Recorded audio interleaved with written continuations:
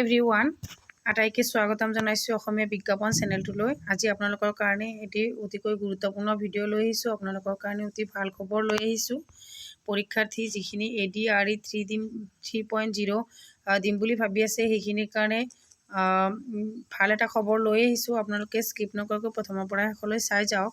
Finally notification আহি গ'ল ADRE 3.0। গতিকে আগষ্ট মাহত বৃহৎ খবৰ এইটো। পৰীক্ষাৰ্থীসকলৰ বাবে ডাঙৰ খবৰ।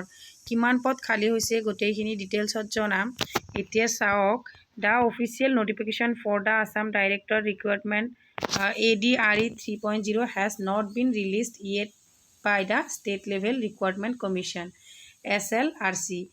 চাওক SLRC মানে কি, আমাৰ এই ADRE এতিয়ালৈ ডেট ৰিলিজ হোৱা নাই, কিন্তু একচেপ্টেড এনাউন্স অফাৰ আমাক সম্ভাৱ্য পোষ্ট দিছে। 12,000 পৰা 15,000 ভেকেঞ্চি ওলাব থাৰ্ড গ্ৰেড আৰু ফ'ৰ্থ গ্ৰেডৰ বাবে।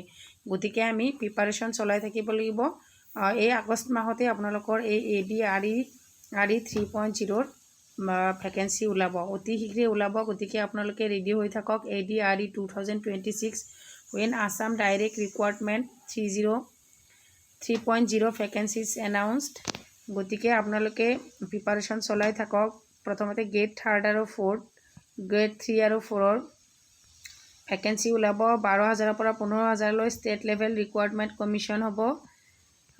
ইয়াতে আপোনালোকৰ কোৱালিফিকেশ্যনখিনি লাগিব ক্লাছ 8 HSLC আৰু HSLC ডিগ্ৰী। আপোনালোকে মেট্ৰিক ফেইল হোৱা কেণ্ডিডেটছৰ কাৰণেও পষ্ট ওলাব। মেট্ৰিক পাছ কৰাসকলৰ বাবে, হায়াৰ ছেকেণ্ডেৰী পাছ কৰাসকলৰ বাবে আৰু ডিগ্ৰী পাছ কৰাসকলৰ বাবে ছেপাৰেট পষ্টসমূহ ওলাব। চব অনলাইন এপ্লাই কৰিব লাগিব আমি। এপ্লাই ফ্ৰীটো আমাৰ এতিয়ালৈ ফিজ কিমান লাগিব সেইটো আমাক জনোৱা হোৱা নাই। ষ্টাৰ্ট ডেটো দিয়া নাই আৰু লাষ্ট ডেটো এতিয়ালৈ দিয়া নাই, কিয়নো আগষ্ট মাহৰ শেষৰ ফালে নহ'লে মাজৰ ফালে আমাৰ ডেট এটা দিয়া হ'ব। সেই ডেটৰ পৰা আপোনালোকৰ এক্সাম মানে এপ্লাই ষ্টাৰ্ট হ'ব।